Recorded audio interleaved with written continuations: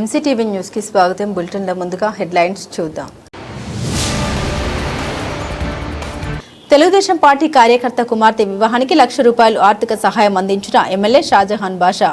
గతంలోనూ ఇతని కుమార్తెకు ఏపీ ట్రాన్స్కోలో ఉద్యోగం తీసిచ్చిన ఎమ్మెల్యే. సచివాలయ సేవల్లో వేగం, పారదర్శకతకు సిబ్బంది ప్రాధాన్యం ఇవ్వాలని ఆదేశించిన కలెక్టర్ నిశాంత్ కుమార్.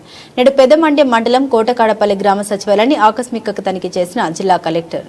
తెలుగుదేశం కార్యకర్త కుమార్తె వివాహానికి ఎమ్మెల్యే షాజహాన్ బాషా ₹1,00,000 ఆర్థిక సహాయం అందించారు.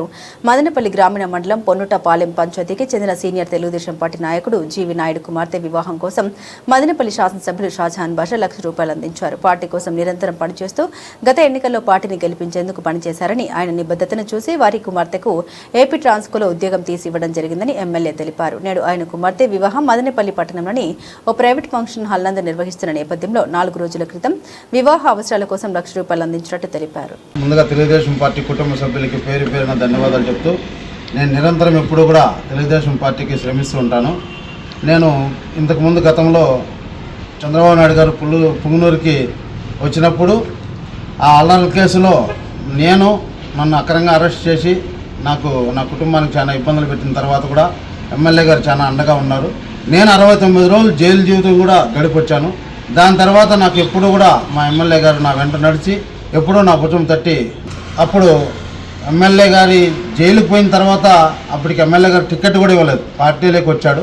అప్పుడే చెప్పాను, అన్న నేను ఇలా ఇబ్బందులు పడుతున్నాను, నాకు ఆడపిల్లలు అందరూ ఉన్నారు, అందరూ ఇబ్బందులు పడుతున్నారంటే నేను నీకు వెంట ఉంటాను, నువ్వు 2-3 రోజుల్లో ఇంటికి వస్తామని చెప్పి మాటిచ్చి బెయిల్కు లాయర్లకు వెంట తిరిగి వారి శ్రమించి నన్ను బయట తేవడం జరిగింది.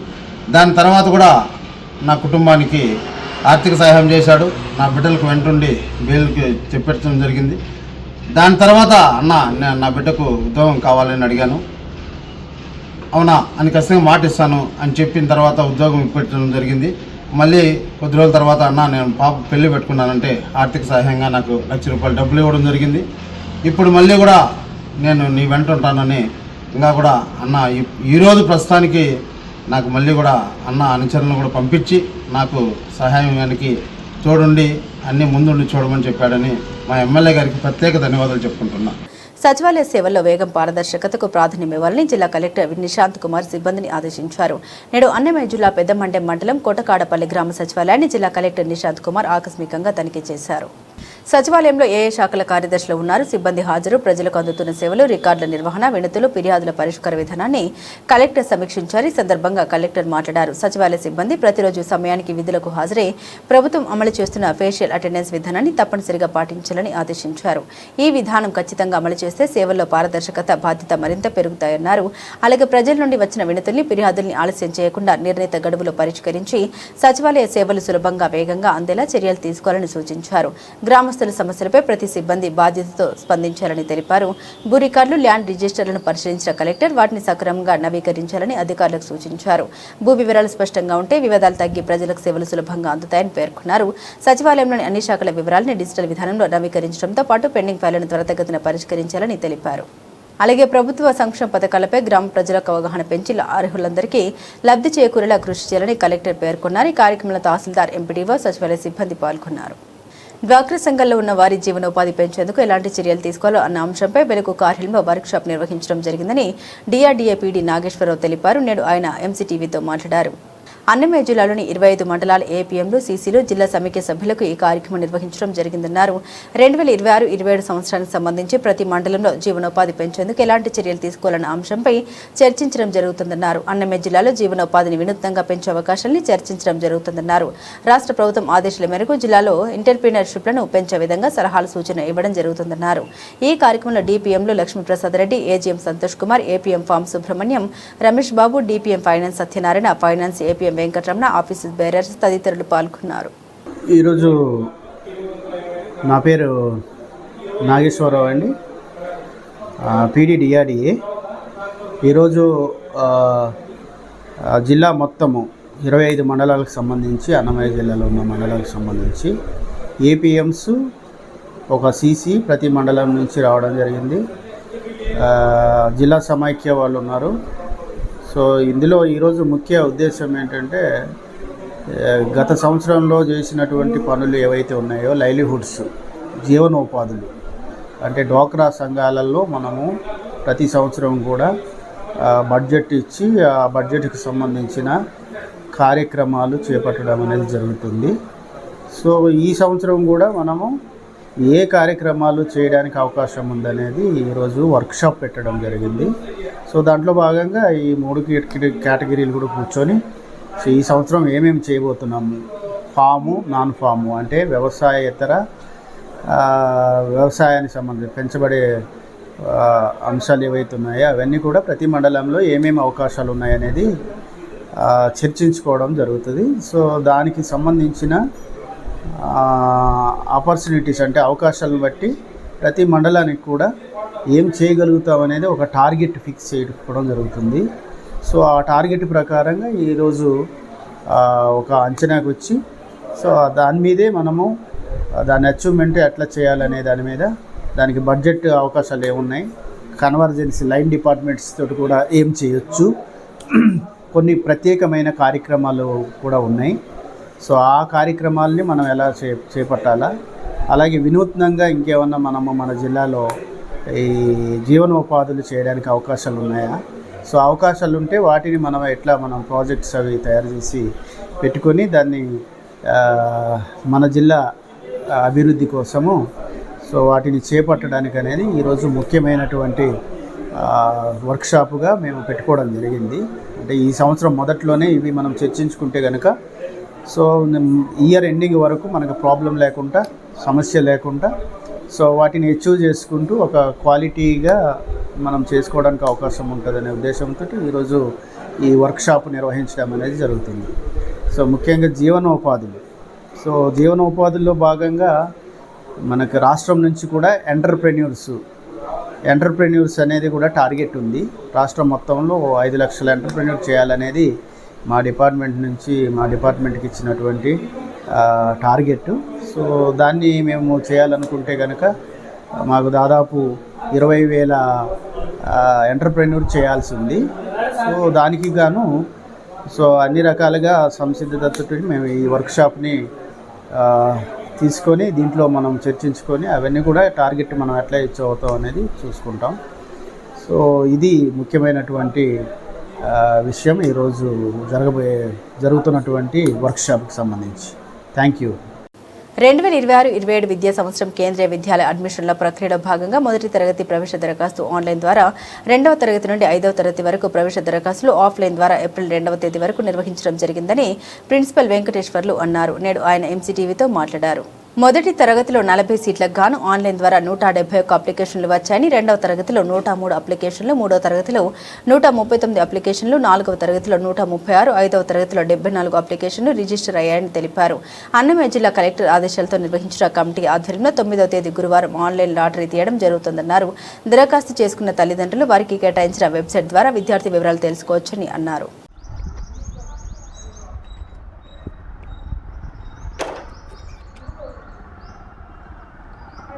పల్లి పట్టణ ప్రజలకు కేంద్రీయ విద్యాలయ వలసపల్లి మదనపల్లి ప్రిన్సిపల్ అయినటువంటి నేను అడ్మిషన్స్ 2026-27 ప్రవేశాలకు సంబంధించి కొన్ని విషయాలు ప్రజలకు తెలియజేసుకుంటున్నాను.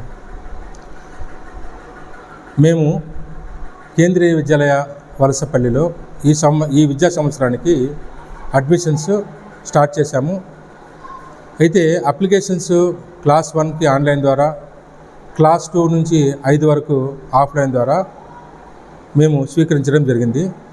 ఇందులో భాగంగా కేంద్రీయ విద్యాలయ సంఘటన గైడ్లైన్స్ ప్రకారము ఏప్రిల్ 2వ తారీఖు లాస్ట్ డేట్. ఈ లాస్ట్ డేట్ అయిన తర్వాత మాకు క్లాస్ 1కు దాదాపుగా 171 అప్లికేషన్స్ ఆన్లైన్ ద్వారా అప్లై చేసుకున్నారు. మొత్తం సీట్లు 40. అదేవిధంగా క్లాస్ 2కి మేము 197 అప్లికేషన్స్ ఇష్యూ చేశాము. అందులో 153 అప్లికేషన్స్ రిజిస్టర్ అయ్యాయి. అదేవిధంగా క్లాస్ 3కి 187 అప్లికేషన్స్ ఇచ్చాము. అందులో 139 రిజిస్టర్ అయ్యాయి. క్లాస్ 4కి 37 అప్లికేషన్స్ ఇచ్చాము. అందులో 136 రిజిస్టర్ అయ్యాయి. క్లాస్ 5కి 108, అందులో 74 మంది రిజిస్టర్ చేసుకున్నారు. వీళ్ళందరూ కూడా గతంలో క్లాస్ 1కు 9వ తారీఖు ఆన్లైన్ లాటరీ తీయాలి. అదేవిధంగా క్లాస్ 2 టు 5వ తరగతి వరకు 10వ తారీఖు అనుకున్నాం, కానీ దాన్ని రీషెడ్యూల్ చేశారు 9వ తారీఖే. మొట్టమొదటిగా క్లాస్ 1 ఎవరైతే అప్లై చేసుకున్నారో వాళ్ళకి కేంద్రీయ విద్యాలయ సంగతి అని ఒక స్లాట్ ఇచ్చారు మాకు హైదరాబాద్ రీజన్కి. అందులో మదనపల్లి, వలసపల్లి కూడా ఒక స్లాట్ ఇచ్చారు. 9:30 నుంచి 10:30 మధ్యలో మన డిస్ట్రిక్ట్ కలెక్టర్ గారు అపాయింట్ చేసినటువంటి కమిటీ ఆధ్వర్యంలో ఆన్లైన్ లాటరీ తీయబడుతుంది. ఈ ఆన్లైన్ లాటరీ తీసిన తర్వాత ఈ లిస్టు కలెక్టర్ గారు సిగ్నేచర్ అయిన తర్వాత దాన్ని డిస్ప్లే చేస్తాము. ఒకవేళ ఏదైనా పేరెంట్ దాని యొక్క సీటు వివరాలు తెలుసుకోవాలంటే వాళ్ళ లాగిన్ ఐడి పాస్వర్డ్ ద్వారా కూడా వాళ్ళు సెలెక్ట్ అయినారా లేదా, వెయిటింగ్ లిస్ట్ ఎంత ఉందని మన వాళ్ళు తెలుసుకోవచ్చు. 10 గంటలలో తెలుసుకోవచ్చు. తర్వాత 11 గంటల నుంచి మేము 2వ తరగతి నుంచి 5వ తరగతి వరకు ఆఫ్లైన్ లాటరీ ద్వారా కమిటీ ఆధ్వర్యంలో మేము ప్రవేశాలకి లాటరీ తీస్తాము. ఈ లాటరీ తీసిన తర్వాత ఈ కమిటీ సంతకాలు చేసి మన కలెక్టర్ గారి సైన్ అయిన తర్వాత మేము డిస్ప్లే చేస్తాము. ఇది మన అడ్మిషన్స్. ఈ అడ్మిషన్స్ అయిన తర్వాత మేము వెంటనే 13 లేదా 14 తారీఖు నుంచి ఎవరైతే సెలెక్ట్ అయ్యారో ఆ విద్యార్థులని 14 తారీఖు నుంచి మేము అడ్మిషన్ స్టార్ట్ చేస్తాము. అదేవిధంగా 21వ తారీఖు నుంచి క్లాసులు కూడా, రెగ్యులర్ క్లాసులు కూడా స్టార్ట్ చేయడానికి మేము నిర్ణయించాము. ధన్యవాదాలు. ప్రభుత్వ నిబంధన అతిక్రమించిన లేఅవుట్పై కఠిన చర్యలు తీసుకోవడం జరుగుతుందని ఎంపీడీఓ తాజ్ మస్రూర్ హెచ్చరించారు. నేడు మదనపల్లి మండలం బసినికొండ పంచాయతీ కనుమలో గంగమ్మ గుడి సమీపంలో అనుమతి లేకుండా అభివృద్ధి చేస్తున్న రియల్ ఎస్టేట్ వెంచర్ను ఎంపీడీఓ తాజ్ మస్రూర్ ఆకస్మికంగా తనిఖీ చేశారు. కొద్ది రోజుల క్రితం తహసీల్దార్ కిషోర్ కుమార్ రెడ్డి తమకు ఎన్ఓసీ జారీ చేశారని, ఆయన ఆదేశం మేరకు తాము లేఅవుట్ అభివృద్ధి చేస్తున్నట్లు నిర్వాహకులు తెలిపారు. మదనపల్లి ఫైల్స్ దగ్ధం కేసులో ప్రధాన నిందితుడు మాధవరెడ్డికి వెంచర్లో భాగస్వామ్యం ఉన్నట్లు తెలుస్తోంది. అయితే ఎంపీడీఓ స్థలానికి సంబంధించి పంచాయతీ శాఖ నుండి ఎలాంటి అనుమతి లేని కారణంగా తక్షణమే అభివృద్ధి పనులు నిలిపివేయాల్సిందిగా ఆదేశించారు. ప్రభుత్వ అనుమతులు పూర్తయిన తర్వాతే పనులు చేపట్టాలని, అనుమతి లేకుండా వెంచర్లు వేస్తే కఠిన చర్యలు తప్పవని హెచ్చరించారు. చాలా ప్రాబ్లమాటిక్ గా ఉంది. ఇప్పుడు బిజినెస్ బాగా జరగాలి, ఈజ్ ఆఫ్ డూయింగ్ కింద మనకు చాలా ఫాస్ట్ గా జరుగుతుంది. ఇప్పుడు చేసుకోకపోతే చేస్తాం. అప్లై ఆల్రెడీ ఇచ్చినా సార్ ఫైల్, మన ఇంజనీర్ సార్ వేరే వాళ్ళు తెలిసిన వాళ్ళు ఉంటే ల్యాండ్ కన్వర్షన్ కానీ ఏదో 5% దాంట్లోనే అడిషనల్ దాంట్లో ఈడీసీ అన్ని వాళ్ళే చూస్తారు, అన్ని వాళ్ళే ఇచ్చేస్తారంట. నాకు తెలిసి ఎస్టిమేషన్ తీసుకొని వెళ్ళాల్సింది డాక్యుమెంట్స్ అన్ని తీసుకొని పోవాలి. లింక్ డాక్యుమెంట్, మదర్ డాక్యుమెంట్ అన్ని తీసుకొని వెళ్తే వాళ్ళు చూసి రోడ్స్ 33% ఉన్నాయా, 10% కమ్యూనిటీ పర్పస్ ఎక్కడ ఉంటున్నారు అవి చూసుకున్న తర్వాత వాళ్ళు ఇస్తారు. ఓకే సార్, మీరు రూల్ ప్రకారం అన్నీ కరెక్ట్గా వదిలితే ఆ 35% మీరు ఇన్ఫ్రాస్ట్రక్చర్ డెవలప్మెంట్ చేసిన తర్వాత మళ్ళీ మీకు రిలీజ్ చేసేస్తారు. మీరు ఇన్ఫ్రాస్ట్రక్చర్ డెవలప్ చేయకుండా ఉంటే ఆ 35% హోల్డ్లో పెడతారనమాట. అది as per procedure, layout procedure. మీరేం చేసినారు, రోడ్స్ వేసినారు, బాగుంది. దీనికి కాలం ఈరోజు బసినకొండ 2 రామాచర్లపల్లి గ్రామ పంచాయతీ పరిధిలో గల సర్వే నంబర్ 758/4లో 2.85 ఎకరాల లేఅవుట్ని పరిశీలించడం జరిగింది. అది అందులో దానికి ఎలాంటి అనుమతులు లేవు లేఅవుట్కి. అదేవిధంగా అనుమతులు లేవు కాబట్టి ఏదైతే మనం ఈరోజు పరిశీలించినామో దానికి సంబంధించిన పంచాయతీ కార్యదర్శికి, డిప్యూటీ ఎంపీడీఓకి నోటీసు జారీ చేయడం జరిగింది. దీనిపైన కఠినమైన చర్యలు తీసుకుంటాము. అనుమతి లేకున్నా అనుమతి లేని లేఅవుట్లలో ఎలాంటి అమ్మకాలు కానీ కొనుగోలు కానీ జరగకూడదు. ఇది పూర్తిగా ప్రభుత్వ నిబంధనలకు విరుద్ధము. కాబట్టి అనుమతులు తీసుకొని లేఅవుట్లు వేసుకోవాల్సిందిగా అందరినీ కూడా కోరడం అయింది. బులెటిన్లో షార్ట్ బ్రేక్ తీసుకుందాం.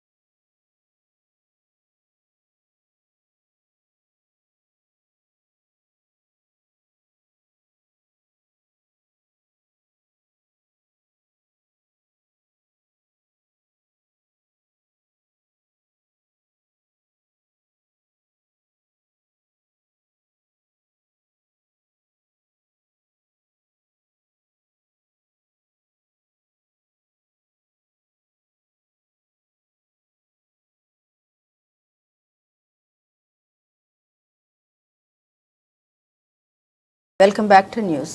కేంద్రీయ విద్యాలయంలో కాంట్రాక్ట్ పద్ధతిలో టీచర్లను ఎంపిక చేయడం జరుగుతుందని కేంద్రీయ విద్యాలయ ప్రిన్సిపల్ వెంకటేశ్వర్లు తెలిపారు. నేడు మదనపల్లి పట్టణంలోని కేంద్రీయ విద్యాలయ ప్రిన్సిపల్ గదిలో విలేకరుల సమావేశం నిర్వహించారు. ఈ సందర్భంగా ఆయన మాట్లాడారు. కాంట్రాక్ట్ ఉపాధ్యాయులు ఆన్లైన్ దరఖాస్తు చేసుకోవాలని కోరారు.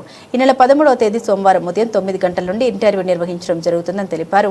ఇంటర్వ్యూకు హాజరయ్యేవారు తప్పనిసరిగా సంవిధ సాతి పోర్టల్లో నమోదు చేసుకోవాలని కోరారు. ఇంటర్వ్యూకి హాజరయ్యేవారు తప్పనిసరిగా డిఈడి, టీటీసీ, సిటీఈటీలో ఏదో ఒక కోర్సు సర్టిఫికెట్లు తీసుకోవాలని కోరారు.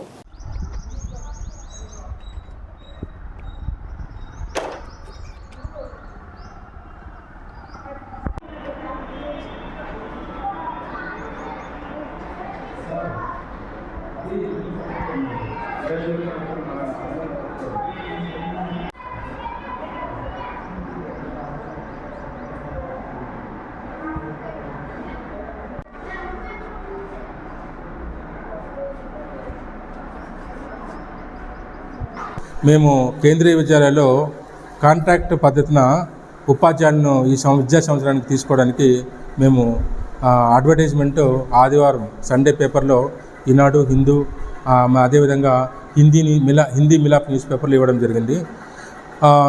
మేము 13 అంటే ఏప్రిల్ 13వ తారీఖు మండే ఇంటర్వ్యూస్ కండక్ట్ చేస్తున్నాము. దీనికి ఎవరైతే అర్హులైన అభ్యర్థులందరూ కూడా మొట్టమొదటిసారిగా ఆన్లైన్ రిజిస్ట్రేషన్ చేసుకోవాలి. ఈ ఆన్లైన్ రిజిస్ట్రేషన్ పోర్టల్ ఏంటంటే https://samvidha-sati-govs.gov.in. ఈ వెబ్సైట్ ద్వారా ఎవరైతే అర్హులైన అభ్యర్థులందరూ కూడా మొట్టమొదట రిజిస్టర్ చేసుకోవాలి ఇంటర్వ్యూకి అటెండ్ అయ్యే ముందు. ఈ ఇంటర్వ్యూలో మొత్తం మేము ప్రైమరీ టీచర్స్కి ఉదయం 9 గంటల నుంచి 10 గంటల వరకు రిజిస్ట్రేషన్ ఉంటుంది. ఇంకా ఎవరైతే రిజిస్ట్రేషన్ చేసుకోలేదో వాళ్ళు ఆ రోజు కూడా రిజిస్ట్రేషన్ చేసుకోవచ్చు. 10 గంటల నుంచి ఇంటర్వ్యూస్ స్టార్ట్ అవుతాయి. అదేవిధంగా sports coach, computer instructor, special educator, Telugu language teacher, music coach, nurse female వీటికి కూడా కాంట్రాక్ట్ పద్ధతిన మేము తీసుకుంటున్నాము. వీళ్ళకి ఇంటర్వ్యూస్ మధ్యాహ్నం 2 గంటల నుంచి ప్రారంభమవుతాయి. అయితే వీళ్ళు 12:30 నుంచి 1:30 వరకు, ఒకవేళ ఎవరైనా ఈ సంవిధ సాతి పోర్టల్లో రిజిస్ట్రేషన్ చేసుకున్న వాళ్ళు కూడా ఆ రోజు ఆ టైంలో రిజిస్ట్రేషన్ చేసుకోవాలి. చేసుకున్న తర్వాత వీళ్ళకి ఇంటర్వ్యూస్ 2 గంటల నుంచి ప్రారంభమవుతాయి.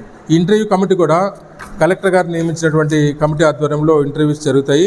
తర్వాత వీళ్ళకు కన్సల్టేటెడ్ పే ఉంటుంది. ఫర్ ఎగ్జాంపుల్ ప్రైమరీ టీచర్కి అయితే కన్సల్టేటెడ్ పే 21,250. అదేవిధంగా మిగిలిన వారికి కూడా సేమ్ 21,250 కన్సల్టేటెడ్ పే పద్ధతిన ఇవ్వడం జరుగుతుంది.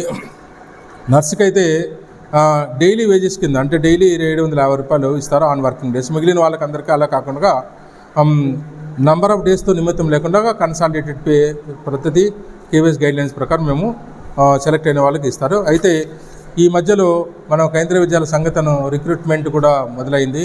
టైర్ 1 ఎగ్జామినేషన్, టైర్ 2 ఎగ్జామినేషన్ కూడా కండక్ట్ చేశారు. దాదాపుగా మనకు జూన్ లోపల కేంద్రీయ విద్యాలయ సంఘటన రెగ్యులర్ టీచర్స్ని పంపించే అవకాశం ఉంది. ఒకవేళ ఆ రెగ్యులర్ టీచర్స్ వచ్చేంత వరకు మనము కాంట్రాక్ట్ పద్ధతిన ఎలిజిబిలిటీ క్యాండిడేట్స్ అంటే కేంద్రీయ విద్యాలయ సంఘటన నిర్ణయించినటువంటి విద్యా అర్హతలను బట్టే మేము తీసుకుంటాం. ఓన్లీ డిఫరెన్స్ ఏంటంటే వాళ్ళు రెగ్యులర్ టీచర్స్, వీళ్ళు కాంట్రాక్చువల్ టీచర్స్. అయితే ప్రైమరీ టీచర్కి సీటెట్ కంపల్సరీ పాస్ అయ్యాలి. ఇంటర్మీడియట్, టీటీసీ, డిఈడి లేదా డిఈఎల్డితో పాటు సీటెట్ కంపల్సరీ క్వాలిఫై అయిన వాళ్ళకి మాత్రమే ఇంటర్వ్యూకి అర్హత. తర్వాత sports coach, computer instructor, special educator, Telugu language teacher, music coach, nurse ఇవన్నీ కూడా గైడ్లైన్స్ మేము నోటీస్ బోర్డు మీద డిస్ప్లే చేసాము. అదేవిధంగా https://kadapa.kvs.ac.in కూడా మేము అప్లోడ్ చేసాము. అదేవిధంగా కేంద్రీయ విద్యాలయ సంఘటన .nic.in కూడా ఈ రూల్స్ అండ్ రెగ్యులేషన్స్, ఆ తర్వాత అపాయింట్మెంట్ ఎలా చేస్తారనే విషయాన్ని కూడా మీరు తెలుసుకోవచ్చు. కాబట్టి ఎవరైతే అభ్యర్థులు ఎలిజిబిలిటీ అభ్యర్థులు ఎవరైతే ఉన్నారో వాళ్ళు 13వ తారీఖు ఇంటర్వ్యూకి రావాల్సిందిగా, walk in interview, direct interview, return test ఏమి ఉండదు. ఈ అవకాశాన్ని సద్వినియోగం చేసుకోవాల్సిందిగా నేను మనవి చేస్తున్నాను. ధన్యవాదాలు. బులెటిన్ ముగించే ముందు హెడ్లైన్స్ మరోసారి. తెలుగుదేశం పార్టీ కార్యకర్త కుమార్తె వివాహానికి ₹1,00,000 ఆర్థిక సహాయం అందించిన ఎమ్మెల్యే షాజహాన్ బాషా.